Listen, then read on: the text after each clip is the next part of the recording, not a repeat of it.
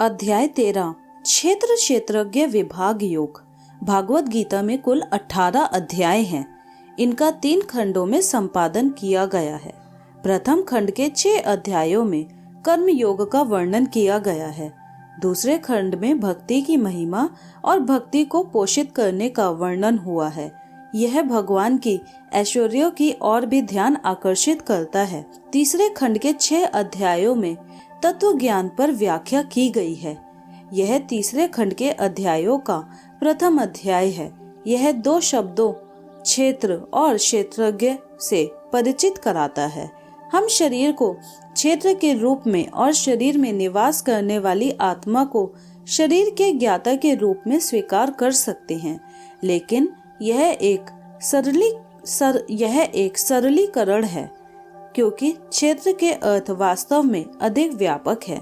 इसमें मन, बुद्धि, अहंकार और माया शक्ति के अन्य सभी घटक भी सम्मिलित हैं, जिनसे हमारा व्यक्तित्व निर्मित होता है। व्यापक ज्ञान के आधार पर देह के क्षेत्र में आत्मा को छोड़कर, जो कि शरीर की ज्ञाता है, हमारे व्यक्तित्व के सभी पहलू सम्मिलित हैं। जिस प्रकार किसान खेत में बीज बोकर खेती करता है, उसी प्रकार से हम अपने शरीर को शुभ अशुभ विचारों और कर्मों से पोषित करते हैं और परिणाम स्वरूप अपना भाग्य बनाते हैं। महात्मा बुद्ध ने यह व्याख्या की है, हम जो सोचते हैं वही हमारे सामने परिणाम के रूप में आता है, इसलिए हम जैसे सोचते हैं वैसे बन जाते हैं। महान अमेरिकी विचारक रॉल्फ वॉल्डो हम्सर ने कहा है, विचार ही सभी कर्मों का जनक है, इसलिए हमें शुभ एवं उचित विचारों और कर्मों से अपने शरीर को पोषित करने की विधि सीखनी चाहिए। इसके लिए शरीर और शरीर के ज्ञाता के बीच के भेद को जानना आवश्यक है। इस अध्याय में श्री कृष्ण इस अंतर के विस्तृत विश्लेषण की ओर ले जाते हैं। वह प्राकृत शक्ति के उन तत्वों की गणना करते हैं जिनसे शरीर के क्षेत्र की रचना होती है। वह शरीर में होने वाले उन परिवर्तनों जो भावनाओं, मत, दृष्टिकोण के रूप में उदय होते हैं का वर्णन करते हैं। वह उन गुणों और विशेषताओं का भी उल्लेख करते हैं जो मन को शुद्ध और उसे ज्ञान के प्रकाश में आलोकित करते हैं। ऐसे ज्ञान से आत्मा के ज्ञान की अनुभूति करने में सहायता मिलती है, जो शरीर की ज्ञाता है। तत्पश्चात इस अध्याय में भगवान, जो सभी प्राणियों के शरीर को ज्ञाता है, का अद्भुत वर्णन किया गया है। भगवान विरोधी गुणों के अधिष्ठाता हैं, अर्थात वह एक ही समय में विरोधाभासी गुणों का प्रकट करते हैं। इस प्रकार से वह सृष्टि में सर्वत्र व्यापक है और सभी के हृदयों में निवास करते हैं, इसलिए वह सभी जीवों की परम आत्मा है।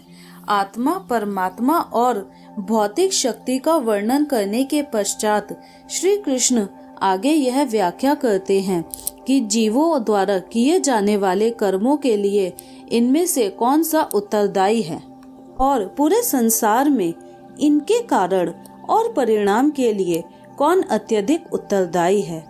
वह जिन्हें इनके भेद का बोध हो जाता है और जो भली भांति कर्म के कारण को जान लेते हैं, वह वही वास्तव में देखते हैं और केवल वही दिव्य ज्ञान में स्थित हो जाते हैं। वह सभी जीवों में परमात्मा को देखते हैं, इसलिए वह मानसिक रूप से किसी को अपने से नीचा नहीं समझते। वह एक ही प्रकृति शक्ति में स्थित विविध प्रकार के जीवन रूपों को देख सकते हैं, और जब वह सभी अस्तित्वों में सामान्य आध्यात्मिक आधार को देखते हैं, तब उन्हें भ्रम की अनुभूति होती है। अर्जुन ने कहा, हे केशव, मैं ये जानने का इच्छुक हूँ कि प्रकृति क्या है और पुरुष क्या है तथा क्षेत्र और क्षेत्रज्ञ क्या है। मैं यह भी जानना चाहता हूँ कि सच्चा ज्ञान क्या है और इस ज्ञान का लक्ष्य क्या है। परम पुरुषोत्तम भगवान ने कहा, हे अर्जुन, इस शरीर को क्षेत्र के रूप में परिभाषित किया गया है, और जो इस शरीर को दोनों का सत्य जानने वाले ऋषियों के माध्यम से जान जाता है, उसे क्षेत्रज्ञ कहा जाता है। क्षेत्रज्ञ मतलब होता है शरीर का ज्ञाता। हे भरतवंशी, मैं समस्त शरीरों के कर्म क्षेत्रों का भी ज्ञाता हूँ। कर्म क्षेत्र के रूप में शरीर, आत्मा तथा भगवान को इस शरीर के ज्ञाता के रूप में जान लेना मेरे मतानुसार सच्चा ज्ञान है। सुनो, अब मैं तुम्हें समझाऊंगा कि कर्म क्षेत्र और इसकी प्रकृति क्या है, इसमें कैसे परिवर्तन होते हैं और यह कहाँ से उत्पन्न हुआ है। कर्म क्षेत्र का ज्ञाता कौन है और इसकी शक्तियाँ क्या हैं। महान ऋषियों ने अनेक रूप से क्षेत्र का और क्षेत्र के ज्ञाता के सत्य का वर्णन किया है। इसका उल्लेख विभिन्न वैदिक स्रोतों और विशेष रूप से ब्रह्म सूत्रों में ठोस तर्क और निर्णयात्मक साक्ष्यों के साथ प्रकट किया गया है। कर्म क्षेत्र 5 महातत्वों अहंकार, बुद्धि और अव्यक्त मूल तत्व, 11 इंद्रियों, 5 ज्ञानेंद्रियों, 5 कर्मेंद्रियों और मन तथा इंद्रियों के 5 विषयों से निर्मित है। इच्छा और घृणा, सुख और दुख, शरीर, चेतना और इच्छा शक्ति से सब कार्य क्षेत्र में सम्मिलित है तथा इसके विकार हैं। श्री कृष्ण अब क्षेत्र के गुणों और इसके विकारों को स्पष्ट करते हैं। नम्रता, आडंबरों से मुक्ति, अहिंसा, क्षमा, सादगी, गुरु की सेवा, मन और शरीर की शुद्धता, दृढ़ता और आत्म संयम, इंद्रिय विषयों के प्रति उदासीनता, अहंकार रहित होना, जन्म, रोग, बुढ़ापा और मृत्यु की बुराइयों पर ध्यान देना, अनासक्ति, स्त्री, पुरुष, बच्चों और घर संपत्ति आदि वस्तुओं के प्रति ममता रहित होना, जीवन में वांछित और अवांछित घटनाओं के प्रति संभाव, मेरे प्रति अनन्य और अविरल भक्ति, एकांत स्थानों पर रहने की इच्छा, लौकिक समुदाय के प्रति विमुखता, आध्यात्मिक ज्ञान में स्थिरता और परम सत्य की तात्विक खोज, इन सबको मैं ज्ञान घोषित करता हूँ और जो भी इसके प्रतिकूल है उसे मैं अज्ञान कहूँगा। अब मैं तुम्हें यह बताऊंगा कि जो जानने योग्य है और जिसे जान लेने के पश्चात कोई अमरत्व प्राप्त कर लेता है, यह अनादि ब्रह्म है जो अस्तित्व और अस्तित्वहीन से परे है। भगवान के हाथ, पाँव, नेत्र, सिर तथा मुख सर्वत्र है। उनके कान भी सभी और हैं, क्योंकि वह ब्रह्मांड की प्रत्येक वस्तुओं से व्याप्त है। यद्यपि वह समस्त इंद्रिय विषयों के गोचर हैं, फिर भी इंद्रिय रहित रहते हैं। वह सभी के प्रति अनासक्त होकर भी सभी जीवों के पालन करता है। यद्यपि वह निर्गुण है, फिर भी प्रकृति के तीनों गुणों के भोक्ता हैं। भगवान सभी के भीतर हैं एवं बाहर स्थित हैं। चाहे वह चर हो या अचर, वह सूक्ष्म है और इसलिए वह हमारी समक्ष से परे हैं। वह अत्यंत दूर हैं, लेकिन वह सबके निकट भी हैं, अविभाजित हैं।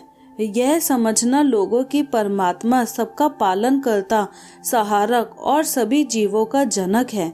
वह समस्त एक प्रकाशमय पदार्थों के प्रकाश स्रोत है।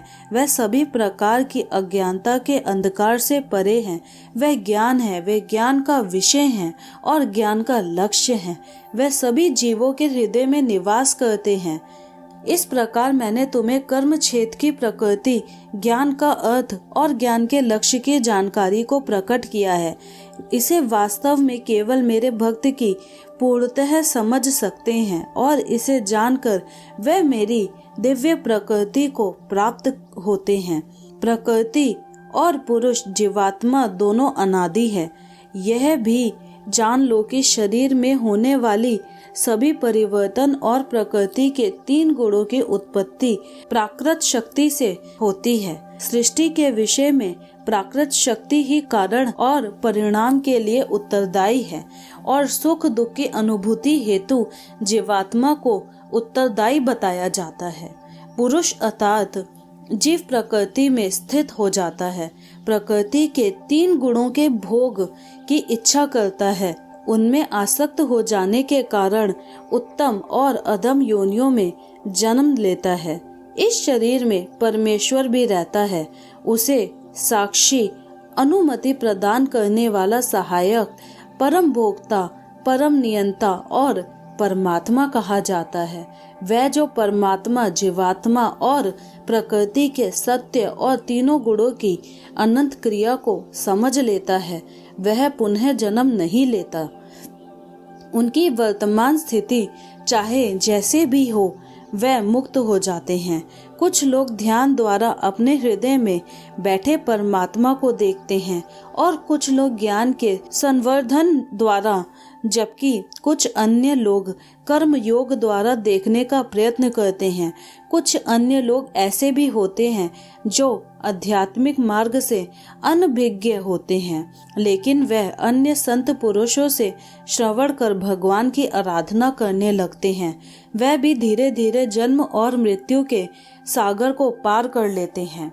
वह भरतवंशियों में श्रेष्ठ चर और अचर जिनका अस्तित्व तुम्हें दिखाई दे रहा है, वह कर्म क्षेत्र और क्षेत्र के ज्ञाता का संयोग मात्र है, जो परमात्मा को सभी जीवों में आत्मा के साथ देखता है और जो इस नश्वर शरीर में दोनों को अविनाशी समझता है, केवल वही वास्तव में समझता है। वह जो भगवान को सर्वत्र और सभी जीवों में समान रूप से स्थित देखते हैं, वह अपने मन से स्वयं को निम्नीकृत नहीं करते।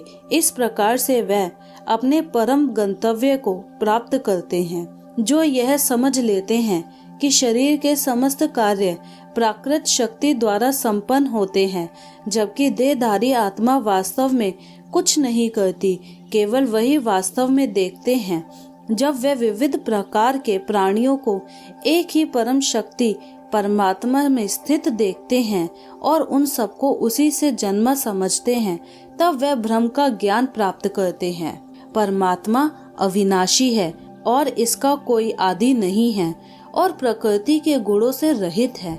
हे कुंती पुत्र, यद्यपि यह शरीर में स्थित है, किंतु यह ना तो कर्म अंतरिक्ष सबको अपने में धारण कर लेता है, लेकिन सूक्ष्म होने के कारण जिसे यह धारण किए रहता है, उसमें लिप्त नहीं होता। इसी प्रकार से यद्यपि आत्मा चेतना के रूप में पूरे शरीर में व्याप्त रहती है, फिर भी आत्मा शरीर के धर्म से प्रभावित नहीं होती। जिस प्रकार से एक सूर्य समस्त ब्रह्मांड को प्रकाशित करता है, उसी प्रकार से आत्मा चेतना शक्ति के साथ पूरे शरीर को प्रकाशित करती है। जो लोग ज्ञान चक्षुओं से शरीर और शरीर के ज्ञाता के बीच के अंतर और प्राकृतिक शक्ति के बंधनों से मुक्त होने की विधि जान लेते हैं, वह परम लक्ष्य प्राप्त कर लेते हैं। अध्याय 14 गुण त्रय विभाग योग। पिछले अध्याय में आत्मा और भौतिक शरीर के बीच के अंतर को विस्तार से समझाया गया था। इस अध्याय में भौतिक शक्ति की प्रकृति का वर्णन किया गया है, जो शरीर और उसके तत्वों का स्रोत है, और इस प्रकार से यह मन और पदार्थ दोनों की उत्पत्ति है। श्री कृष्ण बताते हैं कि प्राकृतिक शक्ति सत्व, रजस और तमस 3 गुणों से निर्मित है।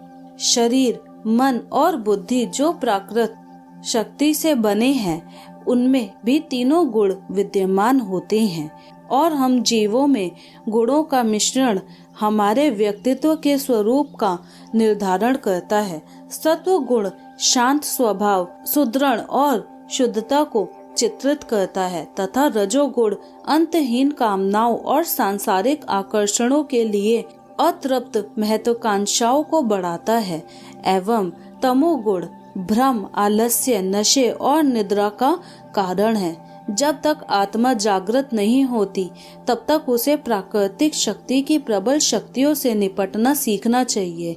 मुक्ति इन 3 गुणों से परे है। आगे श्री कृष्ण इन गुणों के बंधनों को काटने का एक सरल उपाय बताते हैं। परम शक्तिशाली भगवान इन 3 गुणों से परे अर्थात गुणातीत हैं। यदि हम मन को उनमें अनुरक्त करते हैं, तब हमारा मन भी दिव्यता की अवस्था की ओर बढ़ता है। इस बिंदु पर अर्जुन 3 गुणों से परे होने की अवस्था प्राप्त व्यक्तियों के गुण विशेषताओं के संबंध से में संबंध में पूछता है, तब श्री कृष्ण सहानुभूति पूर्वक ऐसी प्रबुद्ध आत्माओं के लक्षणों का निरूपण करते हैं। वह बताते हैं कि प्रबुद्ध मनुष्य सदैव संतुलित रहते हैं और वह संसार में 3 गुणों के कार्यान्वयन को देखकर व्यक्तियों, पदार्थों और तथा परिस्थितियों में प्रकट होने वाले उनके प्रभाव से विचलित होते हैं। वह सभी पदार्थों को भगवान की शक्तियों की अभिव्यक्ति के रूप में देखते हैं, जो अंततः उनके नियंत्रण में होती है। इसलिए सांसारिक परिस्थितियां ना तो उन्हें हर्षित और ना ही उन्हें दुखी कर सकती हैं। इस प्रकार बिना विचलित हुए वह अपनी आत्मा में स्थित रहते हैं। श्री कृष्ण हमें पुनः भक्ति की महिमा और हमें 3 गुणों से परे ले जाने की इसकी क्षमता का स्मरण कराते हुए इस अध्याय का समापन करते हैं।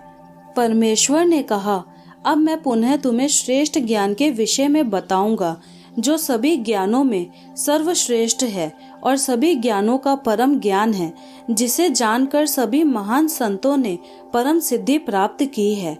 वह जो इस ज्ञान की शरण लेते हैं मेरे साथ एकीकृत होंगे और वह सृष्टि के समय ना तो पुनः जन्म लेंगे और न ही प्रलय के समय उनका विनाश होगा।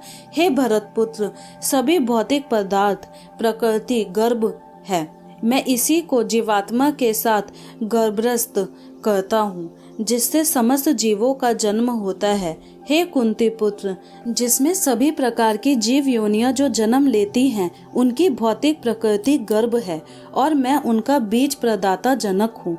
हे महाबाहु अर्जुन, प्राकृतिक शक्ति सत्व, रजस और तमस 3 गुणों से निर्मित है। ये गुण अविनाशी आत्मा को नश्वर शरीर के बंधन में डालते हैं।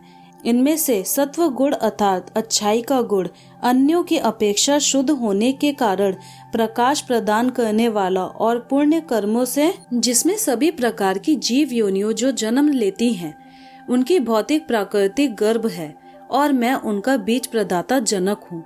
हे महाबाहु अर्जुन, प्राकृतिक शक्ति सत्व, रजस और तमस 3 गुणों से निर्मित है। ये गुण अविनाशी आत्मा को नश्वर शरीर के बंधन में डालते हैं। इनमें से सत्व गुण अर्थात अच्छाई का गुण अन्यों की अपेक्षा शुद्ध होने के कारण प्रकाश प्रदान करने वाला और पुण्य कर्मों से युक्त है। हे निष्पाप अर्जुन, यह आत्मा में सुख और ज्ञान के भावों के प्रति आसक्ति उत्पन्न कर उसे बंधन में डालता है। हे अर्जुन, रजोगुण की प्रकृति मोह है। यह सांसारिक आकांक्षाओं और अक्षरणों से उत्पन्न होता है और आसक्ति के माध्यम से आत्मा को कर्म के प्रतिफलों में बांधता है। हे अर्जुन, तमोगुण जो अज्ञानता के कारण उत्पन्न होता है और देहधारियों जीवात्माओं के लिए मोह का कारण है। यह सभी जीवों को असावधानी, आलस्य और निद्रा द्वारा भ्रमित करता है। सत्व गुण सांसारिक सुखों में बांधता है। रजोगुण आत्मा को सकाम कर्मों की ओर प्रवृत्त करता है और तमोगुण ज्ञान को आच्छादित कर आत्मा को भ्रम में रखता है। कभी कभी सत्व गुण रजोगुण और तमोगुण को परास्त करता है और कभी कभी रजोगुण सत्व गुण और तमोगुण पर हावी हो जाता है और कभी कभी ऐसा भी होता है कि तमोगुण सत्व गुण और रजोगुण पर हावी हो जाता है। जब शरीर के सभी द्वार ज्ञान से आलोकित हो जाते हैं, तब इसे सत्वगुण की अभिव्यक्ति मानो। जब रजोगुण प्रबल होता है, तब हे अर्जुन, सांसारिक सुखों के लिए परिश्रम, बेचैनी और उत्कंठा के लक्षण विकसित होते हैं। हे अर्जुन, जड़ता, असावधानी और भ्रम यह तमोगुण के प्रमुख लक्षण हैं, जिनमें सत्व गुण की प्रधानता होती है। वह मृत्यु के पश्चात ऋषियों के ऐसे उच्च लोक में जाते हैं जो रजो और तमोगुण से मुक्त होते हैं। रजोगुण की प्रबलता वाले सकाम करने वाले लोगों के बीच जन्म लेते हैं और तमोगुण में मरने वाले पशुओं की प्रजातियों में जन्म लेते हैं। ऐसा कहा जाता है कि सत्व गुण में संपन्न किए गए कार्य शुभ फल प्रदान करते हैं। रजोगुण के प्रभाव में किए गए कर्मों का परिणाम पीड़ादायक होता है तथा तमोगुण में संपन्न किए गए कार्यों का परिणाम अंधकार है। सत्व गुण से ज्ञान उत्पन्न होता है, रजोगुण से लोभ और तमोगुण से अज्ञानता, प्रमाद और भ्रम उत्पन्न होता है। सत्व गुण में स्थित जीव ऊपर उच्च लोकों में जाते हैं, रजोगुणी मध्य में पृथ्वी लोक पर और तमोगुणी निम्न नरक लोकों में जाते हैं। जब बुद्धिमान व्यक्ति को यह ज्ञात हो जाता है कि सभी कार्यों में प्रकृति के 3 गुणों के अलावा कोई कर्ता नहीं है और जो मुझे इन 3 गुणों से परे देखता है वह मेरी दिव्य प्रकृति को प्राप्त करते हैं। प्राकृतिक शक्ति के 3 गुणों से गुणातीत होकर कोई जन्म मृत्यु रोग बुढ़ापे और दुख से मुक्त हो जाता है तथा अमरता प्राप्त कर लेता है। अर्जुन ने पूछा, हे भगवान, वह जो इन तीनों गुणों से परे हो जाते हैं उनके लक्षण क्या है? वे किस प्रकार से गुणों के बंधन को पार करते हैं? परम पुरुषोत्तम भगवान ने कहा, हे अर्जुन, तीनों गुणों से गुणातीत मनुष्य ना तो प्रकाश, ना ही कर्म और ना ही मोह की बहुतात्य उपलब्धता होने पर इनसे घृणा करते हैं और ना ही इनके अभाव में इनकी लालसा करते हैं। वह गुणों के प्रकृति से तटस्थ रहते हैं और उनसे विक्षुब्ध नहीं होते। वह ये जानकर कि केवल गुण ही क्रियाशील है, इसलिए वह बिना विचलित हुए आत्मस्थित रहते हैं। वह जो सुख और दुख में समान रहते हैं, जो आत्मस्थित हैं, जो मिट्टी के ढेले, पत्थर और सोने के टुकड़े को एक समान दृष्टि से देखते हैं, जो प्रिय और अप्रिय घटनाओं के प्रति समता की भावना रखते हैं, वह बुद्धिमान है और जो दोषारोपण और प्रशंसा को संभाव में से स्वीकार करते हैं, जो मान अपमान की स्थिति में संभाव रहते हैं, जो शत्रु और मित्र के साथ एक जैसा व्यवहार करते हैं, जो सभी भौतिक व्यापारों का त्याग कर देते हैं, वे तीनों गुणों से ऊपर उठे हुए कहलाते हैं। जो लोग निर्विशुद्ध विशुद्ध भक्ति के साथ मेरी सेवा करते हैं, वे प्राकृतिक शक्ति के 3 गुणों से ऊपर उठ जाते हैं और ब्रह्म पद के स्तर को पा लेते हैं। मैं ही उस निराकार ब्रह्म का आधार हूँ, जो अमर, अविनाशी, शाश्वत धर्म और असीम दिव्य आनंद है। तो दोस्तों, अगर आपको हमारा वीडियो अच्छा लगा हो तो वीडियो को लाइक करके चैनल को सब्सक्राइब करना ना भूलें।